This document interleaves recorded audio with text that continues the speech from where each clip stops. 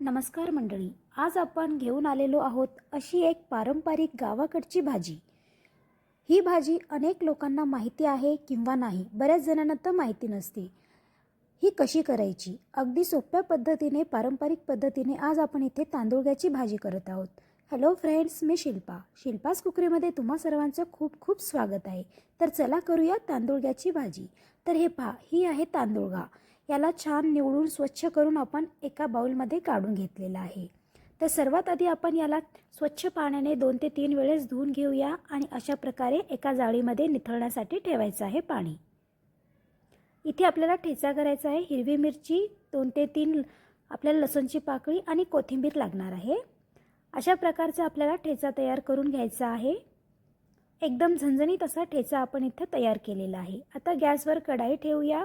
कढाई छान गरम झाल्यानंतर त्याच्यामध्ये आपल्याला टाकायचं आहे 2 चमचे तेल।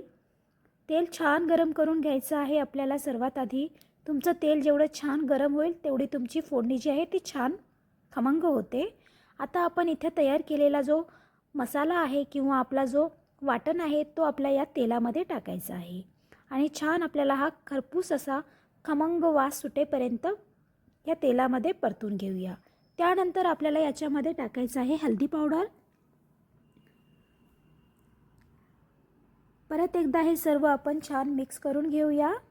2 मिनिटं आपल्याला हे परतून घ्यायचं आहे तेलामध्ये। तर हे पहा, आता आपण हे इथे आपण जी धुतलेली तांदूळाची भाजी आहे ती याच्यामध्ये टाकूया।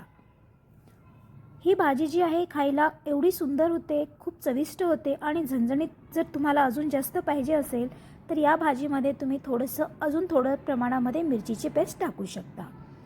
खूप भारी लागते ही जी भाजी आहे। एकदम साध्या सोप्या पद्धतीमध्ये मी तुम्हाला दाखवत आहे आणि खायला म्हटलं तर एवढ्या जबरदस्त चवीची आहे।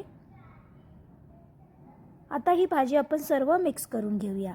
या भाजीमध्ये आपल्याला पाण्याचा वापर अजिबात करायचा नाही। ही भाजी दिसायला पूर्ण कढई भरून झालेली आहे, पण वाफल्यानंतर अगदी थोडीशी होते। तुम्ही आता पाहू शकता। हे पहा किती कमी झालेली आहे वाफल्यानंतरच आपल्याला याच्यामध्ये मिठाचे प्रमाण टाकायचे आहे। थोडंसं आपण इथे मीठ टाकलेलं आहे। जर समजा तुम्ही मिरचीचा ठेचा बनवत असताना त्याच्यामध्ये मीठ टाकलात तर इथे मीठ टाकू नका, कारण ही भाजी वाफल्यानंतर खूप थोडी होते। आता अधिक जास्त चविष्ट करायची असेल या भाजीला तर आपण याच्यामध्ये 2 चमचे शेंगदाण्याचा कूट टाकायचा आहे, म्हणजेच दाण्याचा कूट टाकूया 2 चमचे आणि एक मस्त असं मिक्स करून घ्यायचं आहे। 2 मिनिटं आपण याला थोडंसं मिक्स करून घेऊया आणि लगेच गॅस बंद करून घेऊया। तर पहा, आपली तांदूळग्याची भाजी इतकी चविष्ट आणि झणझणीत अशी झालेली आहे। एक भाकरी खाणारे सुद्धा 2 भाकरी एक्स्ट्रा खातील अशा एकदम चवीची आहे। नक्की ही रेसिपी एकदा करून ट्राय करा। साध्या सोप्या पद्धतीमध्ये पावसाळ्यामध्ये जबरदस्त मिळणाऱ्या या भाज्या आहेत। तेव्हा पुन्हा भेटूया अशाच एका नवीन रेसिपीसोबत। तोपर्यंत बाय बाय, टेक केअर।